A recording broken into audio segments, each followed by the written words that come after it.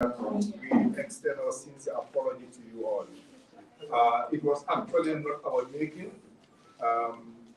Rather than sitting with the technicians, we had some other members of the executive, that is the Minister of Finance, Minister of Public Service, Minister of Basic and Secondary Education, who joined us in the meeting, and we had to go, if you like, literally around the whole world to agree on something else to happen on signatures. The gentleman sitting on my immediate right, of course, you know, is Mr. Ismail SCC. Mr. Ismail SCC is the head of the organization, that is to say, he's the president of the Gambia Teachers Union. The gentleman sitting on my immediate left is Sekou Samusa. He's the national treasurer of the Gambia Teachers Union. The gentleman sitting next to him is Mr. Alpha Abba. He is our regional officer on post at URR. He is also the officer overseeing CRR South. We have Alhaji Mamadou Salah. He is the GTU regional officer in charge of CRR North. Then you have Pa Daniel Mendy. He is the senior programs officer. And sitting next to Pa Daniel Mendy is Eva Omar Jajisi. He is the national coordinator of Education for All Campaign Network, one of the key and strategic partners when it comes to education, work in education development. And my humble self, Mr. S.R. Sow, you knew me before as Deputy General Secretary, but I'm speaking here in my capacity as Acting General Secretary, because the General Secretary of the Gambia Teachers Union is on annual leave, and until on Wednesday, I am in charge of administration. On the note, I have the singular honor and pleasure to invite the President of the Gambia Teachers Union to say a few, to take us to lead this process. What we intend to do is to give you a preamble, a synopsis, and then take you through the agreement, and then finally make a declaration in terms of the position of the National Executive Committee of the Gambia Teachers Union. On that note, Mr. President, given the fact that we've lost quite a good amount of time, and conscious of the fact that some of you would like to have, those of you who are streaming live would definitely want to have it during your 8 o'clock or so news. So we want to do this thing quickly, as quickly as possible, so that you can retire to your respective stations and do the needful for public consumption. Thank you, Mr. President. All is yours. All right, thank you so much. Good afternoon to each and every one of you, members of the press who are here today to get information regarding the sit-down strike that has been going on since last week. I want to sincerely apologize to each and every one of you for failing to meet up the time. We have given you 2 p.m. and we could not make it up due to some constraints beyond our control. Once again, as you all know, since last week, since the union decided to at least come up with a sit-down strike, these were as a result of some of the demands that we have sent to government in order for teachers' welfare to be improved. But then, regarding our demands, we could not get the response from the government at the right time. We have had several sessions with government, that's the Ministry of Basic and Secondary Education, and then also the other aligned ministries like the PMO, in order to at least put forward our problems to them, for them to look at it and then get back to us with a solution. And that all those efforts proved futile, and then the union decided that we have to finally write to them and then declare that we are going on strike. We are declaring sit-down strike. And this was declared since last week. Since then, teachers were advised not to go to school, and there was no session. You all know some regions have resumed their first term, the second term session, but no learning could take place as a result of the sit-down strike. And then we have been going back and forth. We were waiting on the government since after the declaration for them to tell us, yes, we can do X, Y, and Z, and we can do the other one, or the other ones we cannot do it. And then on the 8th, on the 6th, we received response from the public PMO, that is the Personal Management Office. We received a response from them concerning about our 9 demands. And then 3 out of the 9 were endorsed. The rest of the 6 were not endorsed. We decided to write back, send them a befitting response, and from there, they called us for a tripartite meeting, a discussion.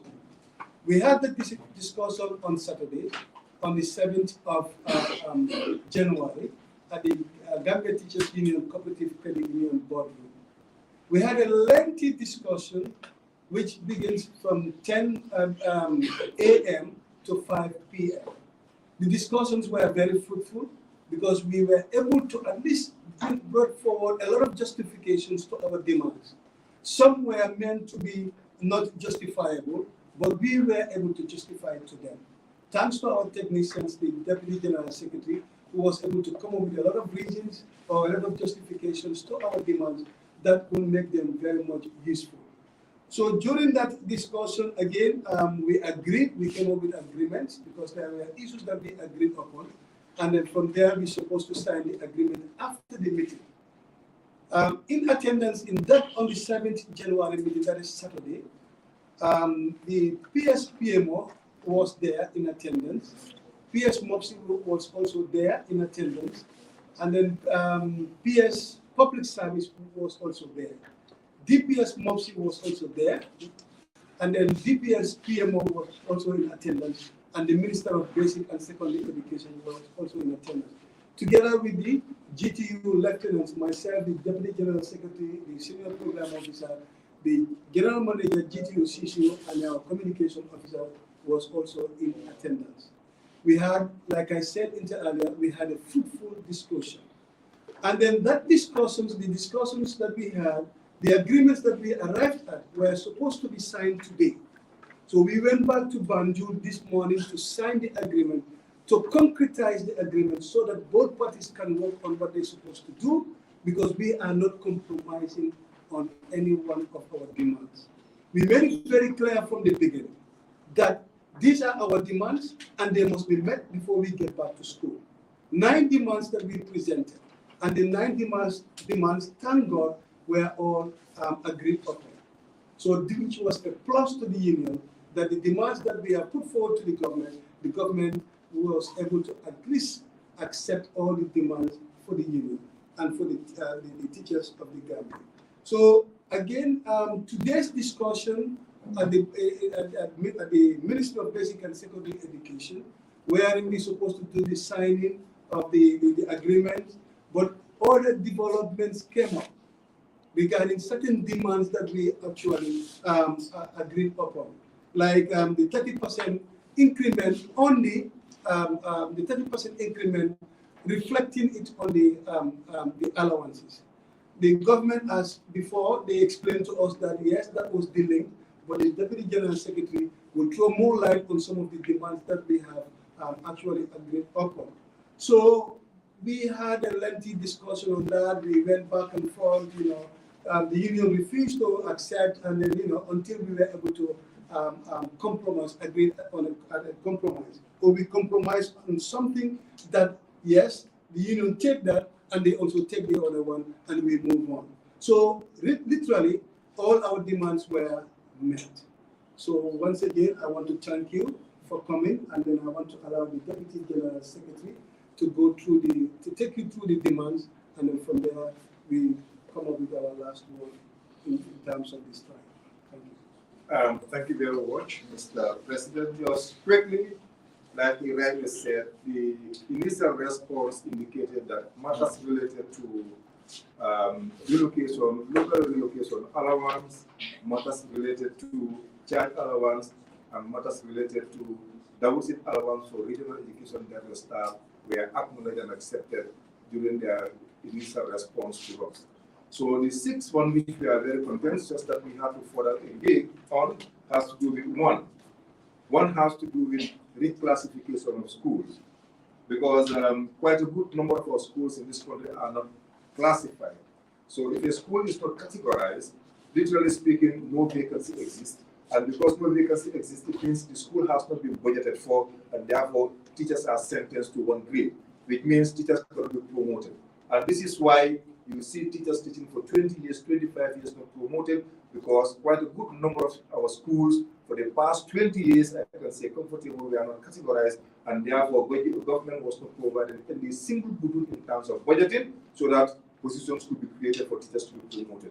And this is one reason also that could be a main factor why teachers are leaving the field, because they are demotivated. So we have agreed for those schools to be classified. And not only that, even senior secondary schools directly under the purview of their respective regional directives, which are mature, that is to say, if the senior secondary school operates for 3 years and some of the parameters are in place, the school should be transformed into a subordinate institution with a special management that is wholly going to be responsible for the management of the school. That those are the schools we refer to as schools with board of governors. So we have agreed also to reclassify all such senior secondary schools so that the boards of governors could be installed. Number two, we express concern over some of our members who are operating at their respective regional education directories.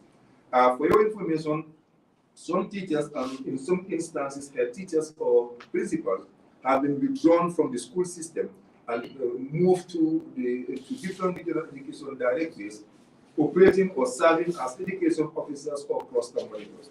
But because they have not been redesignated, they are not being paid the usual or traditional double shift allowance, that is 50% of their salaries, as in the case of those teachers operating as in the case of teachers. So one of our demands has to do with that, and that has been agreed upon.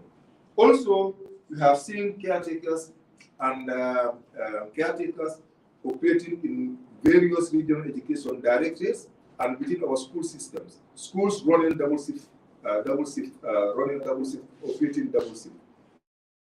What actually happens is that we have these caretakers who would work from 8 o'clock to 10 o'clock and then will be paid just basic salary. But the worst of all about these caretakers is the fact that we have evidence which we presented to government that since the 2019 50% salary increment, these caretakers were receiving the same salary since 2019. And we are not also paid double shift even though they work for 10 hours. So that demand also has been met. In fact, the Minister of Finance was so passionate and literally mad about this, and saw it as, if you like, an infringement of somebody's human rights. So that has been addressed. In that case, the task force has been established by MOPSI and work has started in earnest. Also, there has to do with the issue of review of percentages of double shift allowance to regional office directories. Officers at the regional education directories, their double shift has been reduced from 50% to 25%. The argument was because they work for only 2 hours. But we put up after normal working hours, because ordinarily they should have closed at 4 o'clock. But because schools close at 6 or 6:30 in some instances, according to them, that is just additional 2 hours, and therefore that should be 25% and not 50% as in the case of teachers. That we have resolved, and the ministry will have to review that and present the data for reimbursement. One of the biggest or bone of contention that we have has to do with the fact that we realized when government was trying to increase salaries sometime way back in July 2022, they came up with a principle with the country's international development partners. And the principle was to delink percentage-based allowances from salaries. What that means is that if your zonal allowance was meant to be 23% of your basic salary, they decided to withdraw that 26% from that and came up with an absolute value by converting those figures, locking them up against the 2019 integrated pay scale. So we thought that was grossly unfair, and that is tantamount to reduction of earnings. But more importantly, our main concern about that has to do with the fact that government used a mean value, meaning teachers who have been teaching for 20 years or 25 years and above, or have been teaching for quite a while and have not been promoted, and then for one reason or another, enjoy longevity either once, twice, or 3 times. For the purpose of clarity, you can be a grade 6 holder, I mean, teaching for 20 years or 25 years and receiving salary equivalent to grade 8 or grade 9.4, grade 9.5. So when they use the mean value, also teachers have realized a reduction in earning because the mean value was paid at grade 6.4. So we thought that was grossly unfair, and that has been also mourned at by the Minister of Finance and Minister of Public Service, likewise the Minister of Basic and Secondary Education, and that matter will be addressed right away. We have agreed on that as well. We have for quite a while also been asking for teachers engaged in invigilating the grade 12 exams called WAS exams to be compensated or paid an allowance. This has been a very contentious issue over the years, but in the case of our this industrial action, the invigilation allowance has been endorsed and accepted for teachers engaged in invigilating WAS and GTU exam. So the ministry will look at it because exams is just at the corner to review it and then work on the necessary modalities right away. We have also realized that since the ministry instituted passive allowance, that is to say, schools located 3 to 9 kilometers and 9 kilometers and above are disaggregated into lower limit and upper limit. So we have realized that because of this allowance, quite a good number of our teachers or members in the regions have been following those allowances because of the fact that it is attractive. So that has subjected quite a good number of our schools, which are less than 3 kilometers, to the fact that they are struggling to get quality teachers in their respective schools. So we shared a proposal with the Minister of Basic and Secondary Education, so that in order to cope the challenges of equity in teacher deployment and retention, for such an allowance to be spread so that the whole of Basse, the whole of Jimara, and some schools in region 4, 5, and 3 could benefit from. So this has been approved. The initial data will be reviewed and submitted for necessary action. Finally, we also have what we call the civil service revolving loan scheme within government. But for one reason or another, government has been denying teachers operating in subvented schools. Subvented schools, some of you, for ease of reference, are what we call the board schools. So we have succeeded to allow PMO to accept finally to open up so that teachers will access the civil service revolving fund so they can go and buy cars or whatever thing like in the case of other servants across the board. So because we have an issue related to the linking of the percentage-based allowances, our drive was for the percentage-based allowances to be relinked. The Minister of Finance presented some principles based on what government has agreed with the development partners, but accepted the need to review that, to look at the possibility of relinking. But because that could not be done right away, you will be presented another case for a compromise, so that graduate teachers would receive both graduate allowance and retention allowance. Before today, graduate teachers are only entitled to graduate allowance. If you are receiving a retention allowance, which could be 1,000, it could be 700, it could be 500. If you are receiving that earlier on, and for one reason or another, you improve your academic standing and have your first degree or master's degree, that retention allowance is taken from you and you are paid a graduate allowance. But we struck a compromise today so that such teachers or graduates will continue receiving their retention allowance as well as the graduate allowance. I think for now, these are the 6+1 issues that we have agreed upon, and the agreement is signed by PSPMO, PS Minister of Public Service, PS MOPSI, my humble self as Acting General Secretary, and the President of the Gambia Teachers Union. I think Mr. President will allow them, based on what we have shared, for them to ask questions for further clarity, and each of the media houses here will be provided with a copy of our agreement for your own consumption. Thank you very much. Yeah, before I entertain questions, I just want to make a clarification. If you look at the agreement, we have 7 agreements here that have been signed for, but this is not the only one. Initial 3 were approved upon. That is based on the response from the Public Personal Management Office, that is PMO. So the extra 6 The remaining 6 that they frowned upon initially were the ones that were later agreed upon. All right? And then another one that was added, which is the revolving fund, which was not part of it before. And then later on, they also accepted. So regarding the 30% increment, that is where the bond of contention was. And then that has been cleared, and it has been improved upon. And then a lot of compromise has been made. And then another allowance or whatsoever increment has been made in terms of, or adjustment has been made in terms of the graduate allowance and that of the retention allowance. So it's like if you are to gauge everything, it's like everything has been agreed upon 100%. Okay. Just to add that the formula that they want to use to do the corrections, we have agreed for them to do a simulation and present to us before implementation, because we want to be sure that what they want to use to do the corrections is actually good enough, and we are not bargaining for the worst. And just a point of correction, the letter actually came from the Secretary General and Head of Civil Service. Yeah, not PMO. It's the Secretary General and Head of Civil Service through PS Public Service. Thank you. Okay, and thank you. And I think I will now allow allow you to ask questions, relevant questions regarding the sit-down strike and some of the demands. And before I finally this question. Yes. Please tell me your name and then the media house you are representing. I am David, the point. The point. Yes.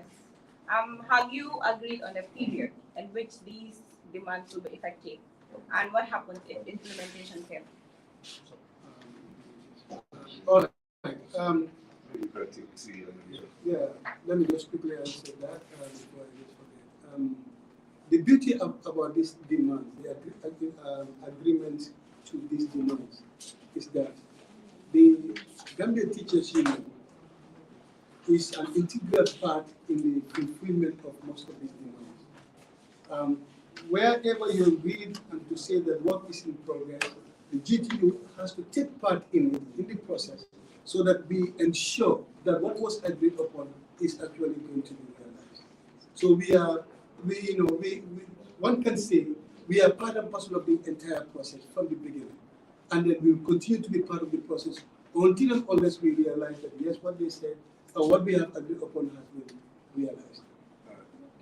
To further say that in the case of WC, yes, right away, because data has been collected. In the case of the salary differences, yes, right away, because data should be provided by the union. In that case, we were challenged to provide evidence. What we have made very clearly is that our demands have monetary implications. If anything is delayed, the implication is that the drawback must be paid. So that is a point of convenience for us. Good afternoon. This is Esa Bawes. Since you've now laid down all your demands to the government and they have agreed upon it, but we've seen that this sit-down strike is becoming a trend now. Last year you did a similar thing and it really affected the students. Hope we are not going to do the same thing in the near future or next year. One thing I can make it very clear: if they fail to meet the demands, like as we agreed upon, we will go on strike. There is nothing that will stop us from going on strike. What I can tell you confidently is that last year we went on strike. But before we go on strike, we always ensure that we exhaust all the local remedies. We follow the due process. We do the necessary things that's supposed to be done, like meeting them, discussing with them, going to them severally, for us to at least sit back to say that yes, these people are reluctant to listen to us. So now let's just call on our teachers to sit down unless the government listens to us.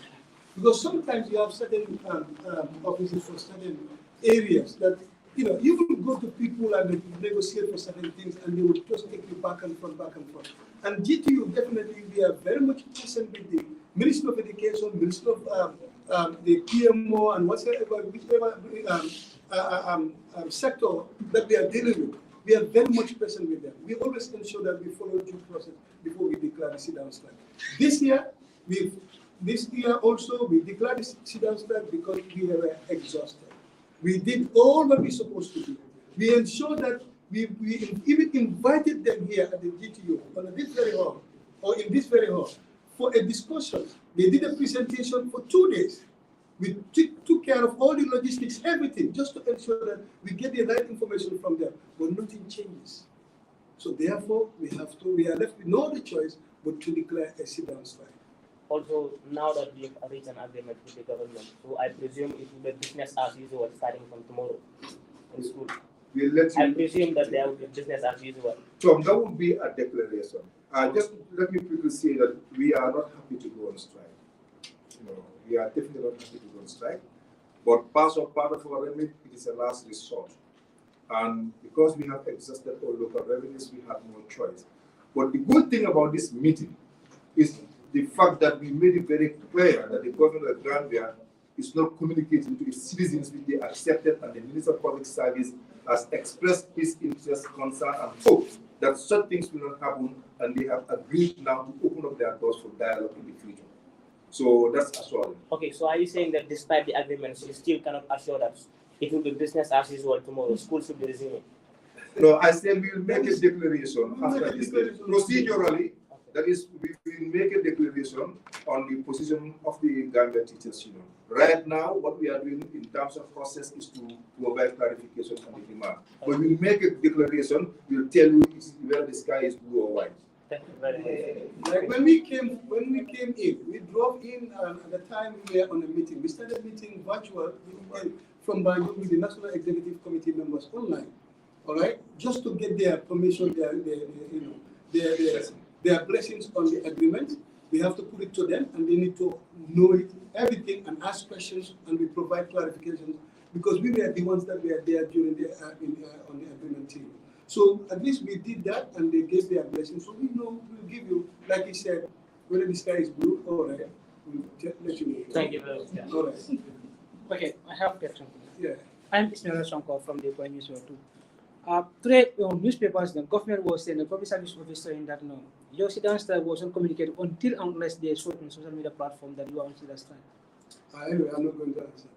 You have to. No, He would do it. You said government said they have not seen that. Yeah, That is until unless they saw it on social media with platform. due respect, that is inaccurate. Actually, we sent this letter on the 20th, and they said they received it on the 30th. And when we must have seen government reaction to our initial demands, and they cited two things. One, that they tried to reach out to us, and we refused to entertain this concern, and accused us also for not giving them notice. Those two facts are inaccurate. One, for the simple reason that if government wants to tell us that it took them 8 days for a letter to move from the records to the permanent secretary, that goes to show that there are some challenges within that ministry. And that is not for us. This is why we are not accepting that. And the issue of calling us and refusing to dialogue is inaccurate. This is why in our response, we made it clear to them to say that their response to our demands has followed sort of the fact that that call that we were making reference to was made at 8 p.m. or 7 p.m. at night. So we have done those corrections. So factually, that is not right, but we start over those issues and then we review the challenges and address them accordingly. But to answer your question, that is inaccurate. Yes, any other questions? Yes, I have one too. Second one question. If you look at this sit-down strike from the society's backgrounds, people may point fingers on the teachers union and teachers generally in this country for the poor performance of the students because of teachers where they don't go to school, protect the students at the school. How they will blame you if they fail? Come back, you said for I say in societal background, the parents at home sitting there and with their children not going to school. When exam come and they fail the exam, hope they will not blame these unions and the students and teachers those who fail to appear in school. Unfortunately, that will be a narrow perspective, because you see, one mistake some of us make and part of society is the fact that they don't even see teachers as parents. We all have our kids going to the same schools. We belong to the same society we are making reference to. You see, the narrow aspect of it is people don't look at the education inputs. The teacher's working condition determines the students' learning outcome. So if the teacher doesn't have a stable mind, this is why for this strike, the teachers being in the classroom is as good as them being out of school. Because all the society is interested in is the physical appearance of the teacher in the classroom. But what we are saying is that it goes beyond that. The emotional and psychological stability of the tendencies are into play. So, if they blame us, then they should blame government. What we are simply saying is that this is right to work. Right to work is human rights. So if we are asking for a right, where that right stop is where the right of the teachers start. So we are asking for what right belongs to us. So, and that's the subject of interpretation. It depends on who is going to trumpet. Thank you. If I may add to that, in this room, even among you journalists, some of you were teachers before. You left. You left and you decided to be a journalist. If I ask you why did you leave, it's as a result of the low immigration. You go to every sector in this country, every sector. You've been in the minister, the permanent secretary, the deputy permanent secretary, even the drivers. Some of them will tell you, we were teachers before. Go to the parliament. How many teachers are there? And how many times do you even hear them talking about teachers? Everybody knows the welfare of teachers. Teachers' condition, living condition here in this country. I'm a teacher. I'm posted in the provinces. I'm living in a store. That's why I sleep. And I wake up in the morning, wash my face, and go to class. I'm not happy in the condition in which I'm living in. And I'm not properly enumerated. I don't have all the basic essentials that I needed, the tools that I needed for me to at least deliver the lesson effectively in the classroom. So if that is not provided, who should provide it for me? It's the government. If the government refuses to give me those tools and then the necessary environment for me to effectively work, and when the children feel at the end of the day you want to point fingers at me, but definitely accusing me. You are not fair to me as a teacher. Unless and until people change their perceptions about teachers, on teachers, and then the government also change their perception, then we can be able to get the necessary results that we want to get. But so long the investments on education is low or are low, definitely we cannot get we yield the results. The input determines the output. I hope I'm clear. Yes. All right, thank you. I just want to ask you whether you know that teachers in Region 5 South, posted in Jordan, would trek 12 kilometers to their school, and there are 9 teachers living in 4 stores. Did you hear me? I say stores. You know, in Region 6, teachers sleep in classrooms. They have to wake up early before the students come in some communities, so that they arrange the table, what they use as bed for them to teach. So these are some of the conditions. But you are not, you are talking about allowances and increment of it. You are not telling the government that just are sleeping at the store, at the classrooms. That's an assumption. What we are telling you is we are responding to your question. So you are saying, won't we be blamed for the poor results? I'm saying that's a narrow perspective. Look at it holistically to see whether I am prepared to deliver. And that is what you are missing. You are missing. So you are rather not assuring quality, you are controlling quality. And that is, you keep on, it becomes, a perennial issue. It becomes a recurring decimal. And this is why, we keep on spinning around the same issue year in, year out. And then you go to a classroom and ask students, how many of you would like to become teachers? You hardly have even one volunteer. Even a teacher's own son or daughter wouldn't want to become a teacher. Why? Because of the state at times we see our parents. So honestly, I am saying, yes, people have the right to their opinion, but don't transform those opinions into facts. Because there are other ramifications, other attendant issues, other parameters that you need to factor in to make such a sound judgment. So that judgment is corrupted. That is our argument. I hope that answers your question. Thank you. And that makes it more relevant that we, at the level of the Gambia Teachers Union, will never relent. We will never relent in pursuing the issues on matters of the Gambia Gambian teachers. Whatever we are asking for here, well, they were already there. Well, one way or the other along the line, were reduced or stopped, also. That is what we are asking the government to bring it back. We're not asking for anything. I think you missed that point. We are not asking for anything new. We are asking for what was there that has been removed. And if government tells me that we have to delink the allowances to put money together to be able to fund the 2022 revised budget, that's not my business. So that is exactly the language we are speaking. But we provided some policy and principles. So finally, if there is no other question, I want to go with the last one. That's fine. Yeah. Huh? That's okay.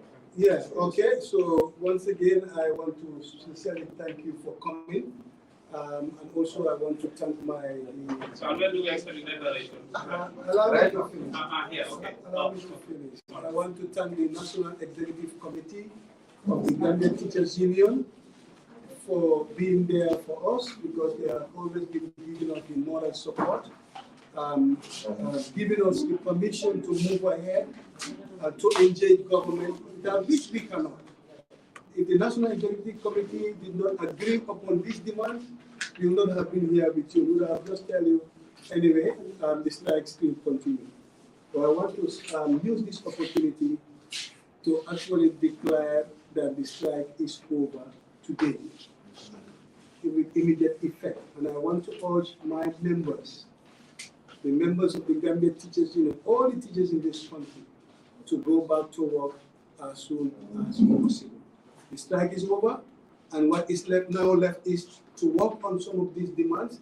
The ones that are immediate, we have to work on them as soon as possible. And all the demands that have been agreed upon will be worked out, inshallah. So the strike is over, and the teachers will definitely go back to school as soon as possible. Thank you. That was what we are doing here.